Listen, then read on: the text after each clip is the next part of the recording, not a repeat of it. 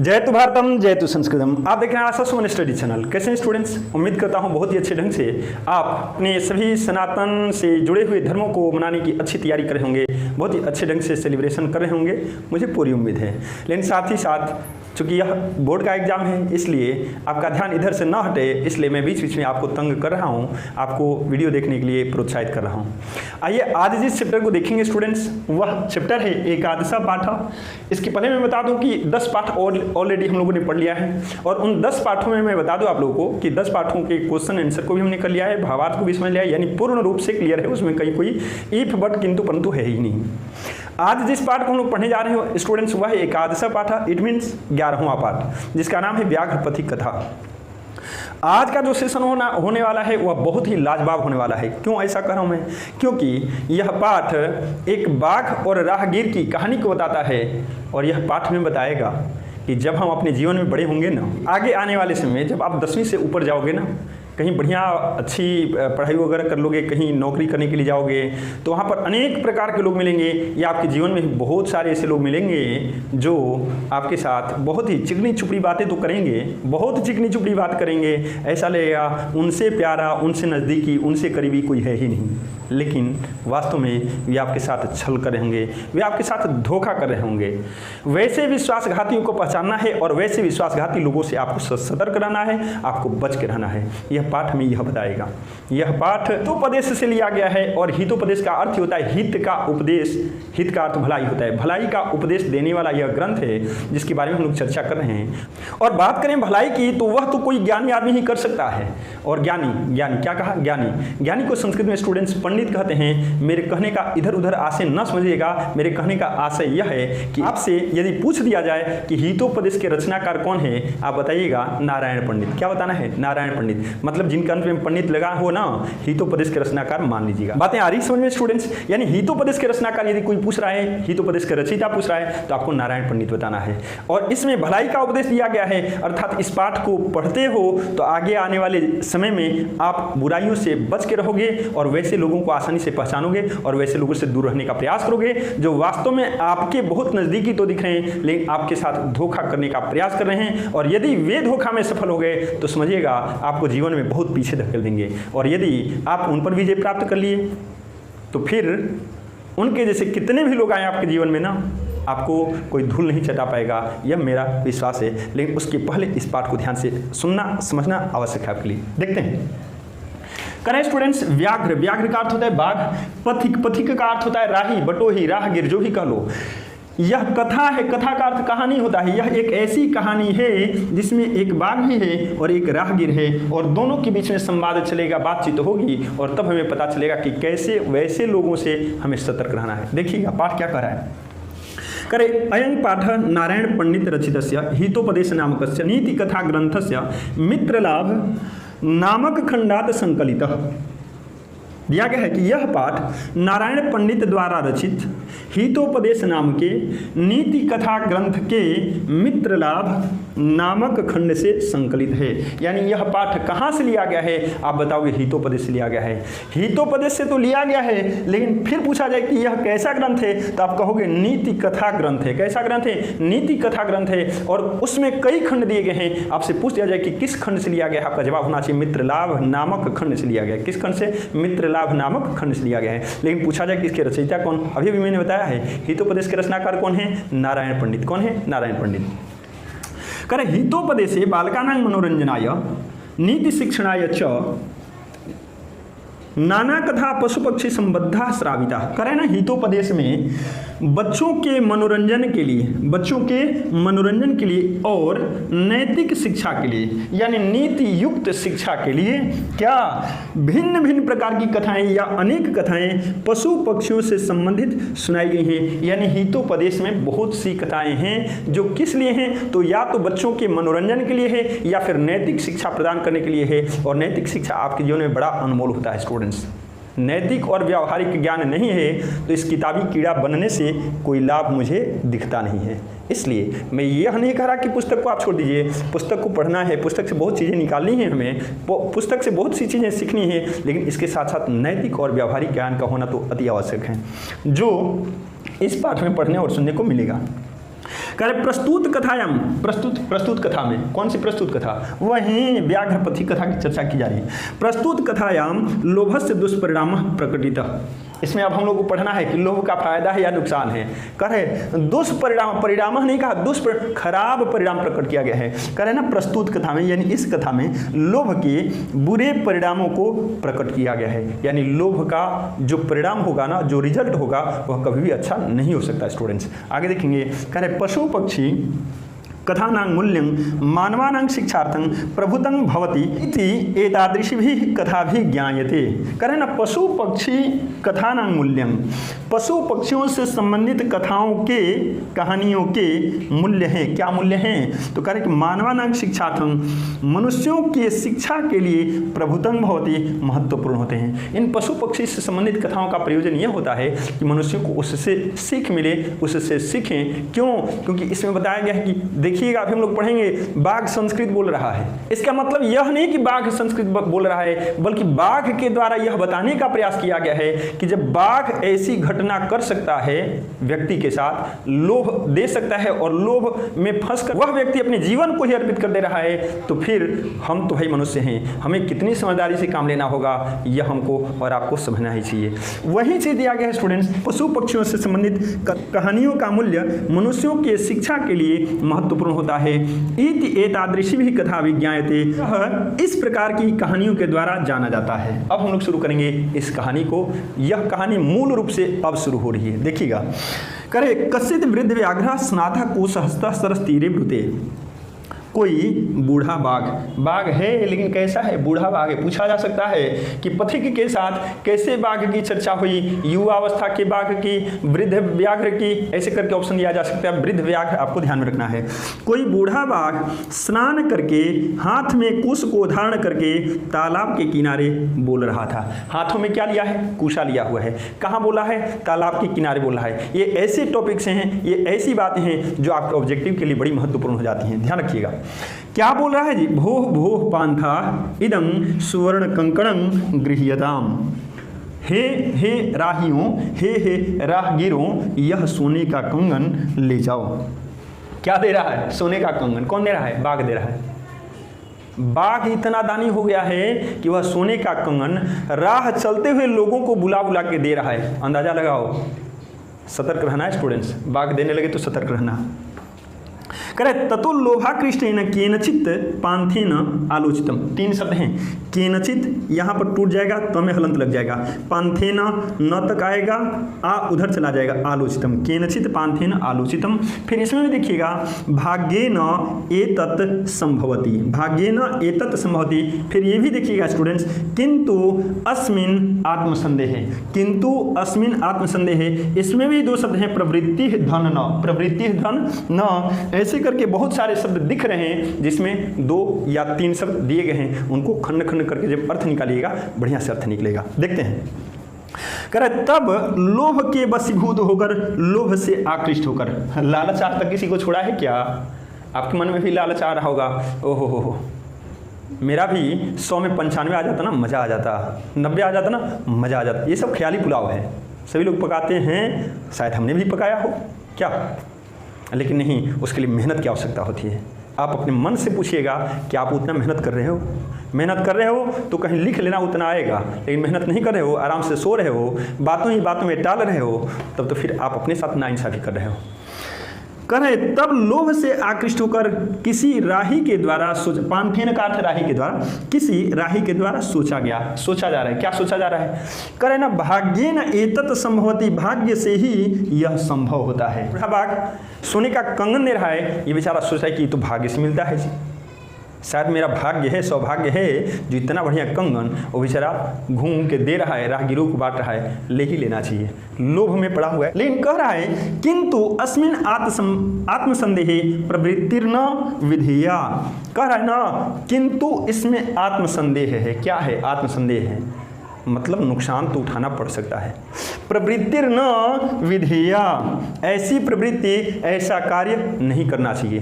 कर यतः, क्योंकि अनिष्टादिष्ट लाभे अपि न गतिर्जायते शुभा, यत्रास्ते विष संसर्गो अमृतं तदपि मृत्यवे।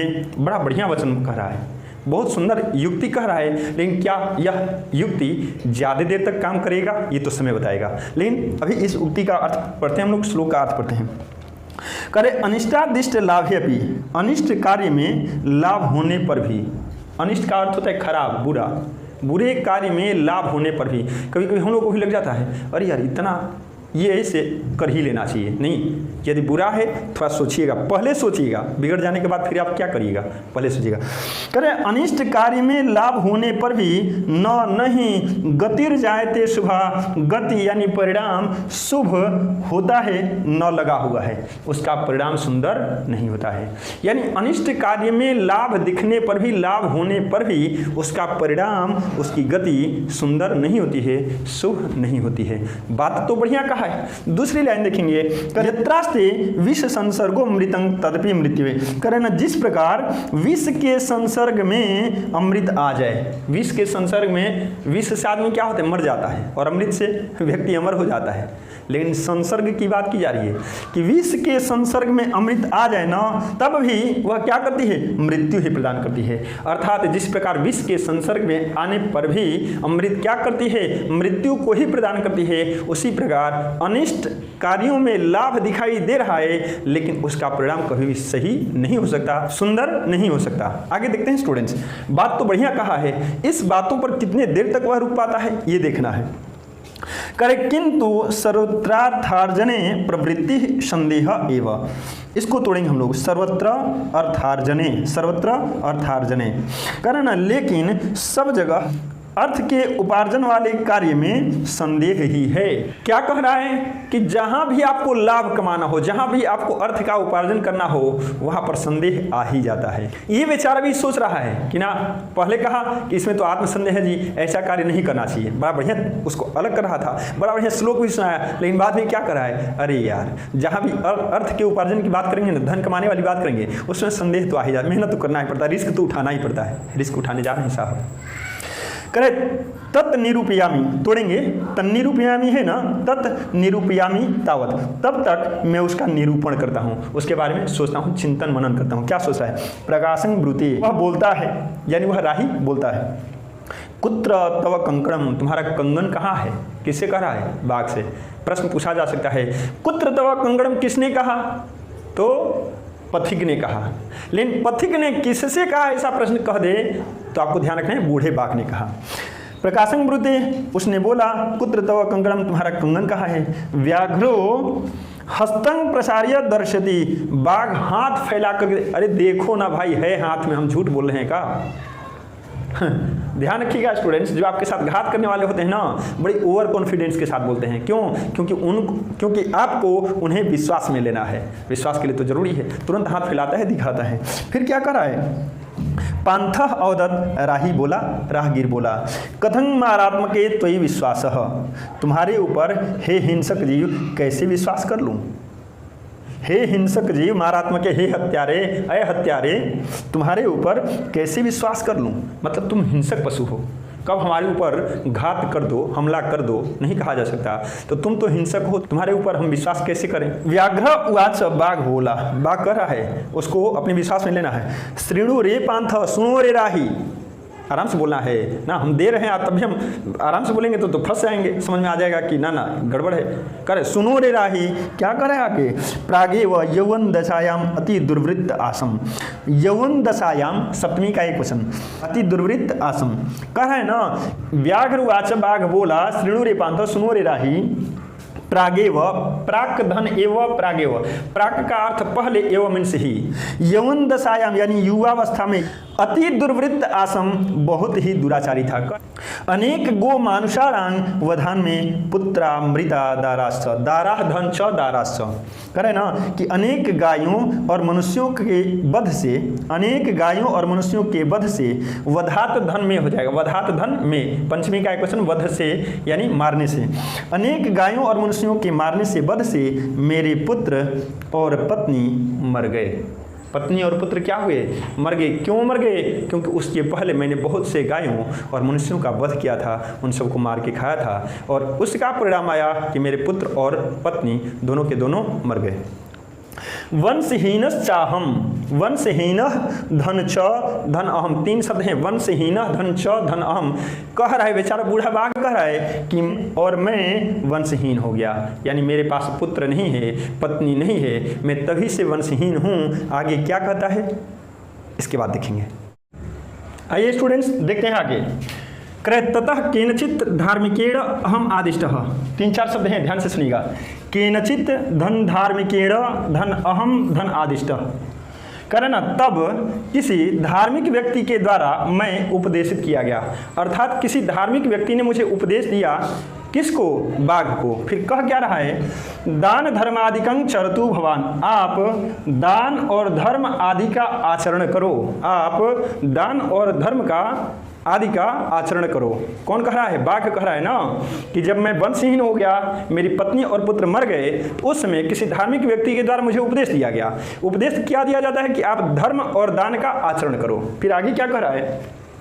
तत् उपदेशात इदानीम अहम, 4 शब्द इसमें भी हैं। तत् धन उपदेशात धन इदानीम धन अहम, स्नानशीलो दाता वृद्धो गलित न खदंतो कथं न विश्वास भूमि। देखिए कैसे विश्वास बनाता है, करे उसके उपदेश से इस समय में, उसके उपदेश से इस समय में स्नानशील होकर, यानी स्नान ध्यान करके दाता, मैं क्या बन गया हूँ? दाता बन गया हूँ। दाता किसे कहते हैं? जो किसी को कुछ देता हो ना, दाता बन गया हूँ। उसके बाद कैसे विश्वास बनाता है? कहता है कि वृद्ध हो, मैं वृद्ध हो गया हूँ, और क्या हो गया हूँ? गलित न खदन, तो इतना पर भी विश्वास नहीं है, बूढ़ा हो ही गया। देखो देखो नाखून है, ये ना है, दांत भी मेरे गल गए हैं, अब क्या इस पर भी विश्वास नहीं हो रहा। कह रहा है कि कथं न विश्वास भूमि, अब इतना पर मैं विश्वास पात्र कैसे नहीं हूँ?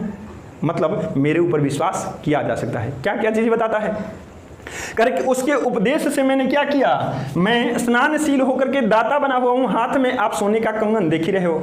उसके बाद कह रहा है कि मैं तो बूढ़ा हो गया हूँ, वृद्ध हो गया हूँ, और मेरे नख और दांत दोनों के दोनों गल गए हैं। इस पर से अब कैसे विश्वास दिलाऊं? क्या अब भी मैं विश्वास पात्र नहीं हूँ? कह रहा है, पूछ रहा है कि अब बताओ मैं विश्वास पात्र कैसे नहीं हूँ। अर्थात क्या बताना चाहता है कि मैं विश्वास पात्र हूँ, मेरे ऊपर तुम विश्वास कर सकते हो। अब लग रहा है कि लपेटे में पथिक आ गया है। तो आप देखो अंतिम चाल करें, मया च धर्मशास्त्राणी अधितानी, ये शब्द एक में ही दिया गया था, मैंने तोड़ा है जगह के अभाव में। करे मया च, और मेरे द्वारा धर्मशास्त्राणी अधितानी, धर्मशास्त्रों को पढ़ा गया। क्या धर्मशास्त्र पढ़ा हुआ है? करे श्रीणु सुनो, दरिद्रान भर कौन्तेय मा प्रयच्छेश्वर्य धनम व्याधितस्य औषधं पथ्यं निरुजस्य किम औषधे। करे दरिद्रान भर कौन्तेय, हे कौन्तेय, हे कुंती पुत्र अर्जुन। ये कहाँ से आ गए कुंती पुत्र अर्जुन? अरे शास्त्र की बात बता रहा है ये। कुंती पुत्र अर्जुन को भगवान श्री कृष्ण क्या कह रहे हैं ना, उस चीज को ये उठा के लेके आया हुआ है। अंदाजा लगाओ कहाँ कहाँ से लेके आया है।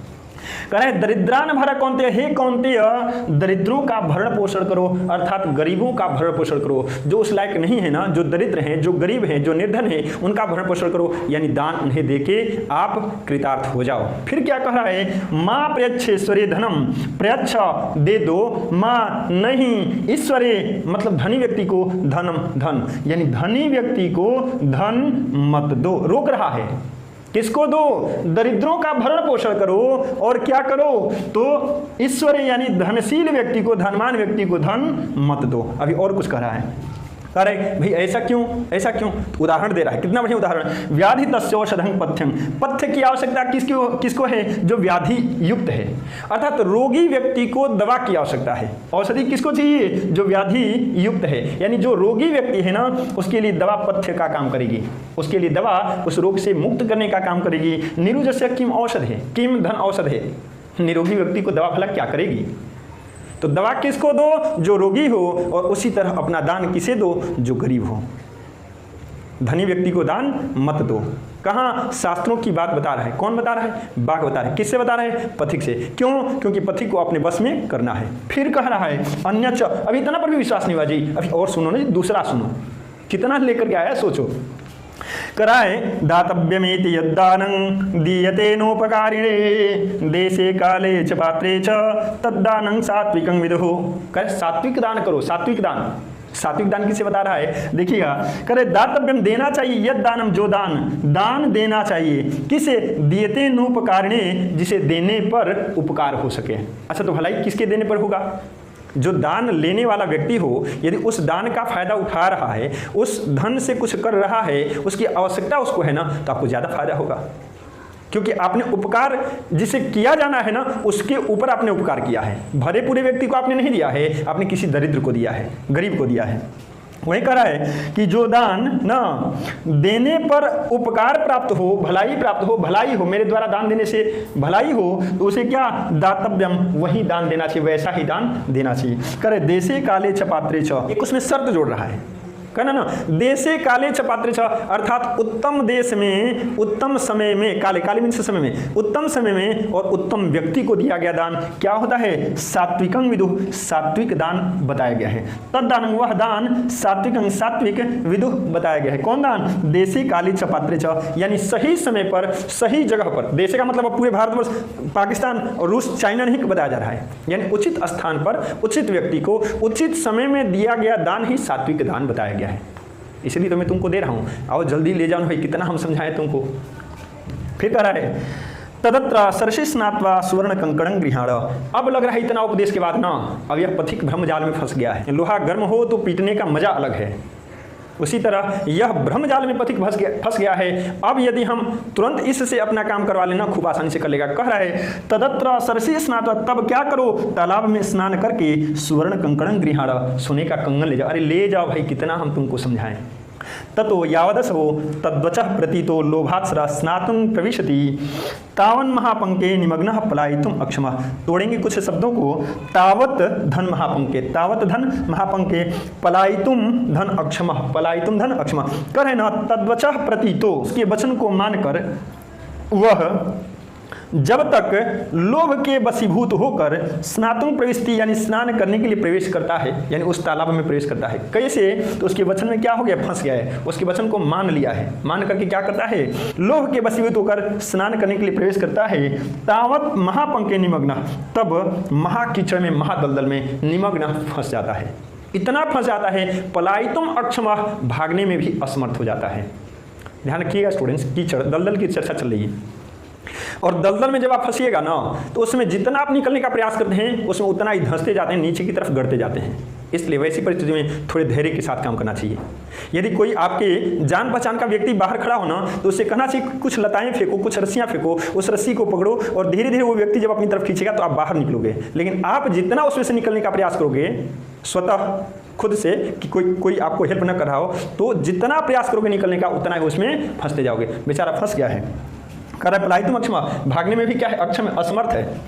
पंके पतितं दृष्ट्वा व्याघ्र अवदत्, पंख में, कीचड़ में, दलदल में फंसा हुआ देखकर बाघ बोला। क्या कहता है? ओहो महापंके पतितोसि, ओहो महापंख में फंस गए हो, दलदल में फंस गए हो। अरे रुको रुको, हम निकालते हैं, निकालने जा रहा है। कर अतः त्वाम अहम उत्थापयामि, 4 शब्द दिए गए हैं इसमें, 4 शब्द हैं स्टूडेंट्स। अतः, ये दंत स विसर्ग में बदल जाएगा। अतः त्वाम, इसमें से अ निकल के इधर जाएगा अहम, और इसमें से उ इस वाले में आ जाएगा उत्थापयामि। अतः त्वाम अहम उत्थापयामि, 4 शब्द हैं। इसलिए तुमको मैं उठाता हूँ। तुम फंस गए हो, रुको रुको, मैं तुमको क्या करता हूँ? उठाता हूँ, उसमें से निकालता हूँ। इत्युक्त्वा शनैः शनैः उपगम्य, शनैः धन उपगम्य हो जाएगा, 2 शब्द इसमें भी है। तेन व्याघ्रेण धृतः सह पान्थः अचिन्तयत्, करे ना, यह कहकर कि तुमको बाहर निकालता हूँ, यह कहकर धीरे धीरे उसके पास जाकर उस बाघ के द्वारा पकड़ लिया गया। वह राही सोचा, बाघ के द्वारा पकड़ लिया गया है, और वह राही सोच रहा है। क्या सोच रहा है? ध्यान दीजिएगा, बड़ा इंपॉर्टेंट अभी चीज़। लेकिन समस्या क्या है ना, जब हम भी फंस जाते हैं, उस समय हमको ये सारी बातें ध्यान में आती है। तो इस पाठ को पढ़े हो तो जीवन में आचरित करने का प्रयास करना है स्टूडेंट्स। फंस जाने के बाद नहीं, फंसने से पहले सोचना है आपको। ये भी बेचारा सोच रहा है, लेकिन फंसने के बाद सोच रहा है, तो क्या होगा उसका परिणाम आगे सुनने को मिलेगा। सोच रहा है अवसेन्द्रिय चित्तानां हस्ते स्नानमिव क्रिया दुर्भगा भरण प्रायो ज्ञानं भारः क्रियांग विना। आइए देखते हैं अब इसके अर्थ को। दिया गया है अवसेंद्रिय चित्ता नाम, अवस धन इंद्रिय धन चित्तानन। अवस का मतलब क्या है स्टूडेंट्स? आपने अमर शब्द पढ़ा होगा, इसका मतलब है जिसकी मृत्यु न हो वह शब्द अमर है, यानी अ का अर्थ नहीं होता है। यहाँ पर भी देख रहे होंगे अवस, अवस वश का अर्थ होता है वश में यानी नियंत्रण में ना, यानी अपने अधीन, और अ लग गया मतलब नहीं, यानी जो वश में नहीं हो, जो अपने अधीन नहीं हो। क्या अधीन में नहीं हो? इंद्रिय।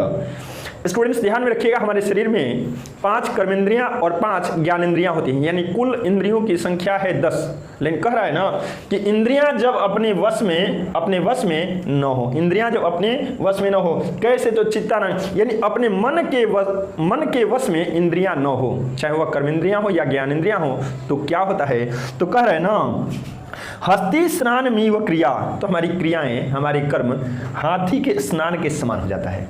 हस्ती स्नानम धन ईव हो जाएगा, ईव मीन्स समान होता है, हाथी के स्नान के समान हमारी क्रियाएं हो जाती है। मतलब क्या है स्टूडेंट्स? ध्यान रखिएगा, हाथी को कितना भी नहला लो, धुला लो, साबुन शैम्पू लगा लो, जो भी लगाना हो कर लो ना, लेकिन उसके बाद से जब हाथी को आप लेकर के चलते हो ना, तो वह धूल धूसरित जगह को देखती है और उस धूल को उठाती है अपने सूंड में और अपने पीठ पर ऐसे मार लेती है, मतलब उसको नहलाने का कोई फायदा नहीं दिखता। ठीक उसी प्रकार यदि हमारा मन है और मन के वश में इंद्रियां न होना, तो वह व्यक्ति कर्म तो करता है लेकिन उसके कर्म निष्फल हो जाते हैं। कैसे? थोड़ा ध्यान दीजिएगा। मान लो स्टूडेंट्स आप रोड को पार कर रहे हो, कोई गाड़ी आगे से आ रही है, अब आपके मन में तरह तरह के ख्याल आ रहे हैं, पार कर जाऊंगा, नहीं करूंगा, पार कर जाऊंगा। उसमें क्या 2, 4, 10 सेकंड 20 सेकंड का अंतर होता है, लेकिन अभी आप अपने मन की सुनते तब तक पैर ने पावडिल को दबा दिया और आप रोड के उस किनारे जाने के लिए तैयार हो गए। गाड़ी वाले ने ब्रेक लगाया तो आपकी जान बच गई, लेकिन यह उसकी बहादुरी है न कि आपकी बहादुरी। लेकिन हम लोग कुछ अलग ही समझ लेते हैं, अरे हम तो बड़ी बहादुर आदमी हैं, उसको रोकना पड़ा, हम पार कर गए। यही होता है मन के अधीन इंद्रियों का न होना। बातें आ रही समझ में? समझते चलिएगा। कह रहा है कि जब चित्त के अधीन इंद्रियां न हो तो उस व्यक्ति की क्रियाएं हाथी के स्नान के समान हो जाती है। और क्या कह रहा है? करे ज्ञानं भारः क्रियांविना, उस व्यक्ति का ज्ञान क्रिया के बिना मतलब जीवन में आचरण करने के बिना। मैंने कहा था शुरू में ही कि इस पाठ को हम लोग पढ़ने जा रहे हैं ना, तो इसको अपने जीवन में आचरित करने का प्रयास करिएगा। केवल किताब में मत छोड़ दीजिएगा, केवल इस मोबाइल में मत छोड़ दीजिएगा ना, उसको अपने जीवन में आचरित करने का प्रयास करना है, तब जाके आप धोखा से बचिएगा। नहीं तो कहानी तो बहुत पढ़े और मान लो उस पर आपने अमल नहीं किया तो क्या होगा? बेकार है। उसी प्रकार स्टूडेंट्स कह रहा है कि ज्ञानं भारः क्रियांविना, क्रिया के बिना उस व्यक्ति का ज्ञान बोझ स्वरूप है, यानी जीवन में उतारने के बिना उस व्यक्ति का ज्ञान बोझ स्वरूप है। लेकिन किस प्रकार? तो कह रहे दुर्भगा भरण प्रायो, जिस प्रकार दुर्भगा कहते हैं स्टूडेंट्स विधवाओं को, सुभगा मीन्स सौभाग्यवती स्त्रियां और दुर्भगा मीन्स विधवा स्त्री। तो वह बोझ के समान उसी प्रकार हो जाता है जैसे विधवा स्त्री को आप आभूषण पहनाओ, उसके किसी काम का वह आभूषण नहीं होता। ठीक उसी प्रकार उस व्यक्ति की क्रियाएं जो होती हैं वह ज्ञान तो है लेकिन क्रिया के बिना वह बोझ स्वरूप है। किस रूप में है? बोझ स्वरूप है। आइए देखते हैं अब अंतिम भाग को। दिया गया है स्टूडेंट्स इति चिंतयन एवासो, इति चिंतयन्ने वासो, न चिंतयन्ने वासो, तोड़ेंगे ये हो जाएगा चिंतयन धन एव धन असौ, चिंतयन धन एव धन असौ, व्याघ्रेण व्यापादित खादितस्य अतः उच्यते। कहानी का निचोड़ अब आपके सामने उपस्थित हो रहा है, ध्यान दीजिएगा। यह सोचते हुए ही वह बाघ के द्वारा मार दिया गया और खाया गया। खादितः धन च खादितश्च, बाघ के द्वारा मारा गया और खाया गया। बातें आई समझ में? ये लोभ का परिणाम है, अंदाजा लगा सकते हो बुरा है या अच्छा है। अच्छा हो खूब करिएगा, बुरा हो छोड़ने का प्रयास करिएगा। अतः उच्यते इसलिए कहा गया है। क्या कहा गया है? कंकड़स्य तु लोभेन मग्नः पंके सुदुस्तरे वृद्ध व्याघ्रेण संप्राप्तः पथिकः स मृतो यथा। कह रहा है कि कंकड़स्य तु लोभेन, कंकड़ के लोभ से, कंकड़ के यानी सोने का कंगन था ना, सोने के कंगन के लोभ से, मग्नः पंके सुदुस्तरे, सह पथिकः पहले जोड़ेंगे, कंगन के लोभ से वह पथिक ना गहन कीचड़ में फंस गया। कहाँ फंस गया? महान दलदल में फंस गया। वृद्ध व्याघ्रेण संप्राप्तः, बूढ़े बाघ के द्वारा उसे प्राप्त कर लिया गया, यानी उसे मारा गया। पथिकः समृतो यथा, और वह मृत्यु को प्राप्त हुआ। इस कहानी का निचोड़ यही है कि लोभ में फंसा हुआ वह पथिक अंततः बाघ के झांसे में आया, बाघ के दिए गए भ्रमजाल में फंस गया और अंत में मृत्यु को प्राप्त हुआ। ऐसा हम लोग भी करते हैं। कभी कभी हम लोग थोड़ी सी लालच देखते हैं और उस थोड़ी सी लालच में इस कदर फंस जाते हैं कि फिर वहाँ से निकल पाना बड़ा मुश्किल होता है। आपने सुना होगा कभी कभी विदेश जाते हुए लोगों के बारे में भी, वहाँ पर भी कुछ ऐसी घटनाएं होती हैं। मुझे ये नहीं पता कि मेरे इस वीडियो को देखने के बाद जब आप ऊपर की कक्षा में जाओगे, उसके बाद कहीं आप नौकरी में जाओगे तो किन परिस्थितियों में रहोगे, कौन सा काम करोगे, ये मुझे नहीं पता। लेकिन आपको पग पग पर, आपको कदम कदम पर सतर्क रहने की आवश्यकता है। और यही बात तो यह पाठ भी हमें सिखा रहा है।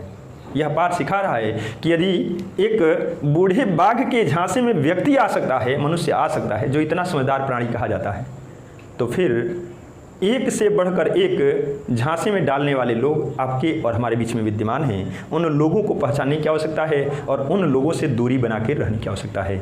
कभी भी ऐसे लोगों के भ्रमजाल में न पड़ें। और दूसरी चीज़ कि लोभ से आप दूरी बना करके रखने का प्रयास करें, क्योंकि मैं बार बार कहता हूँ, लोभः पापस्य कारणम, लोभ पाप का कारण है। अर्थात यदि आपसे कोई पाप हो रही है तो हो सकता है कि उसके मूल में, उसके जड़ में लोभ हो। इसलिए लोभ से दूरी बनाएं और अपने आप को सुरक्षित रखें।